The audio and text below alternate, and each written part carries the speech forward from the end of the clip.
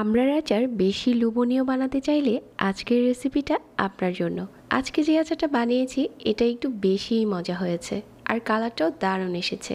আমি এখানে 1.5 কেজির মতো আমড়া কেটে নিয়েছি। তারপর এখানে 1 চা চামচ লবণ দিয়ে দিচ্ছি, 1/4 কাপ দিয়ে দিচ্ছি সিরকা, তারপর 1 কাপ চিনি দিয়ে এই আমড়াটা মাখিয়ে রেস্টে দিয়ে দিব কিছুক্ষণের জন্য। চিনিটা আমড়ার টুকরোগুলোর সাথে খুব ভালো করেই মাখিয়ে নিচ্ছি। তো এখন হচ্ছে রেস্টে দিয়ে দিচ্ছি। 30 মিনিট পরেই দেখা যাবে যে আমড়া থেকে অনেকটা পানি উঠেছে। তো এখন হচ্ছে আমড়াগুলো একটা প্যানে নিয়ে নিচ্ছি আর এই পানিটা দিয়ে আমড়াটা একটু ভালো করে সিদ্ধ করে নেব। এখন শুধু ঢাকনা দিয়ে ঢেকে দিচ্ছি।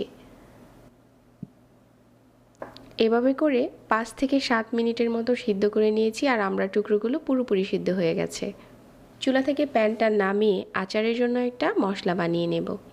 নিয়ে নিচ্ছি 1 চা চামচ 5 ফোড়ন, কিছু আস্ত গরম মশলা, আর দিয়ে দিচ্ছি 1 চা চামচ আস্ত ধনিয়া, 1 চা চামচ হচ্ছে মৌরি, 1 চা চামচ চিলি ফ্লেক্স আর 1 চা চামচ জিরা। তো হালকা আঁচে এই মশলাটাকে টেলে নিয়েছি আর আধা করে গুঁড়ো করে নিচ্ছি। আচারটা বানানোর জন্য চুলায় প্যান বসিয়ে 1/4 কাপ সরিষার তেল দিয়ে দিচ্ছি আর কয়েক কোয়া রসুন কুচি করে নিয়েছিলাম এটা দিয়ে দিচ্ছি।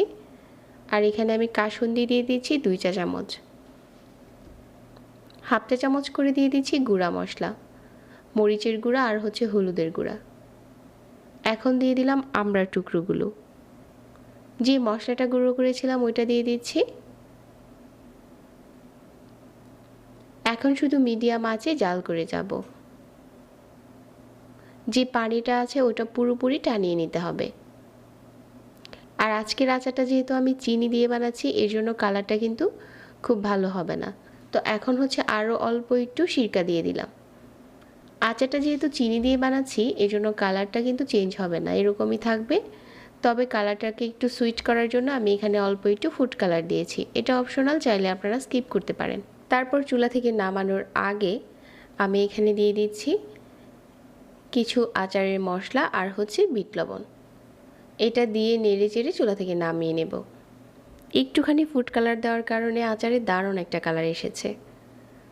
তবে ফুড কালারটা চাইলে আপনারা স্কিপ করতে পারেন। তো এভাবেই বানানো হয়ে গেল একদম লোভনীয় একটা আমড়ার আচার। এই রেসিপিতে আচার বানিয়ে 1 বছরের মতো সংরক্ষণ করতে পারবেন। আশা করছি আজকের আচারের রেসিপি সবার ভালো লেগেছে। যারা এতক্ষণ সাথে ছিলেন সবাইকে আবারও ধন্যবাদ জানিয়ে আজকে এখানেই বিদায় নিচ্ছি। আল্লাহ হাফেজ।